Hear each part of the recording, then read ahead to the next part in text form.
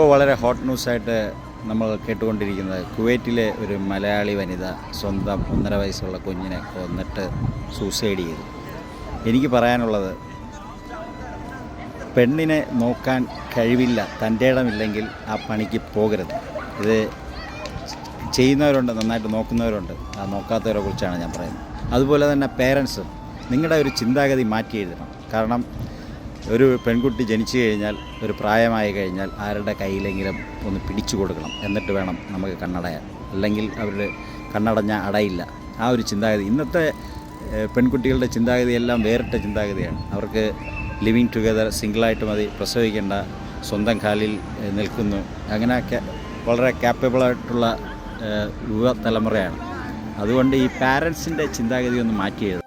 അതുപോലെ തന്നെ കെട്ടിച്ചു വിട്ട മകൾക്ക് എന്തെങ്കിലും ബുദ്ധിമുട്ടുണ്ടായാൽ ഭർത്താവിൻ്റെ വീട്ടുകാരുടെ ബുദ്ധിമുട്ട് വന്ന് പറഞ്ഞു കഴിഞ്ഞാൽ ധൈര്യമായിട്ട് അവളോട് പറയണം, നീ ധൈര്യമായിട്ട് വാ, ഞങ്ങൾ നിന്നെ നോക്കിക്കൊള്ളാം. അല്ലാതെ സൊസൈറ്റി അത് പറയും ഇത് പറയും, സൊസൈറ്റിയാണല്ലോ അവിടുത്തെ മൂഞ്ചിയ കോടതി. നിങ്ങൾ ധൈര്യമായിട്ട് അവളോട് പറയണം, നീ ധൈര്യമായിട്ട് വാ, ഞങ്ങൾ നോക്കിക്കൊള്ളാം. അല്ലാതെ വരുമ്പോൾ നീ അഡ്ജസ്റ്റ് ചെയ്യും. എല്ലാ ഫാമിലി ഇങ്ങനെയാണ്, അഡ്ജസ്റ്റ് ചെയ്യുന്നതിന് ഒരു പരിധിയുണ്ട്. ആ പരിധി കഴിയുമ്പോഴാണ് ഇവർ മാനസിക സമ്മർദ്ദം കൊണ്ട് ഈ സൂസൈഡ് ചെയ്യുന്നത്. സൂസൈഡ് ഒന്നിനും പരിഹാരമില്ല. സൂസൈഡ് ചെയ്ത് കഴിഞ്ഞാൽ അതിൻ്റെ നഷ്ടം മരിക്കുന്ന വ്യക്തികൾക്ക് മാത്രമേ ഉള്ളൂ. ആർക്കും ഒരു നഷ്ടമില്ല, ബാക്കിയുള്ളവരെല്ലാം ജീവിക്കും. സെപ്പറേഷൻ എന്ന് പറഞ്ഞത് ജീവിതത്തിലെ ഏറ്റവും വലിയൊരു മാനസിക സംഘർഷമുള്ളൊരു സിറ്റുവേഷനാണ്. അത് മറികടക്കുക എളുപ്പമൊന്നും നടക്കില്ല. ഇന്നത്തെ കാലത്തിലെ പെൺകുട്ടികൾക്കെല്ലാം ജോലിയുണ്ട്, അവർ സ്വന്തം കാലിൽ നിൽക്കാൻ പ്രാപ്തിയുള്ളവരാണ്. അങ്ങനെ ഒരു ഡിസിഷൻ ഉണ്ടെങ്കിൽ അത് അപ്പോൾ തന്നെ എടുക്കണം, അത് പിന്നത്തേക്ക് മാറ്റി വയ്ക്കുക. നമ്മൾ കാലഘട്ടം മാറി പുരോഗതിയായി പല സിസ്റ്റവും മാറ്റി എഴുതി. പക്ഷേ ഈ ഡിവോഴ്സ് കേസിന് കോടതിയിലുള്ള ആ ഒരു സിസ്റ്റം മാറിയിട്ടില്ല. 10-15 വർഷം ഇതിന് പുറകെ നടക്കുന്നവരുണ്ട്. ഒരിക്കൽ ഡിവോഴ്സിന് തീരുമാനിച്ചു കഴിഞ്ഞാൽ എന്തിനാണ് ഈ 10-15 വർഷം? അങ്ങനെ ഡിവോഴ്സിന് തീരുമാനിച്ചു കഴിഞ്ഞാൽ 1 വർഷത്തിനകത്ത് തീർപ്പ് കൽപ്പിക്കാനുള്ള ഒരു നിയമം നമ്മൾ കൊണ്ടുവരണം. എന്നാൽ മാത്രമേ ഇതിന് വേറൊരു പോംവഴിയുള്ളൂ.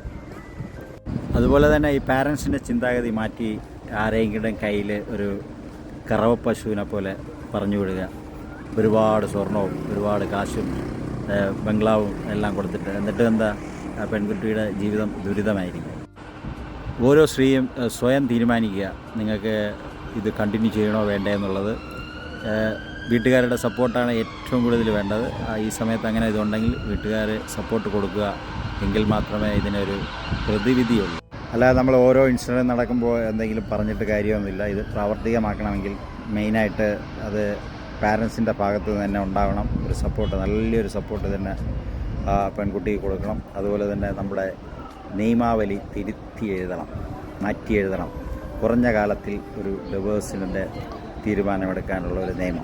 ഇതൊന്നും നടപ്പിലാക്കിയില്ലെങ്കിൽ ഇനിയും ഇതിലുള്ള സംഭവങ്ങൾ നമ്മൾ കേട്ടുകൊണ്ടേയിരിക്കും. എന്തായാലും മരണപ്പെട്ട പെൺകുട്ടിയുടെയും ആ കൊച്ചിൻ്റെയും ആത്മാവിന് വേണ്ടി പ്രാർത്ഥിക്കുന്നു. അതുപോലെ തന്നെ അവരുടെ വീട്ടുകാരുടെ ദുഃഖത്തിലും പങ്കുചേരുന്നു. എല്ലാം പറഞ്ഞു.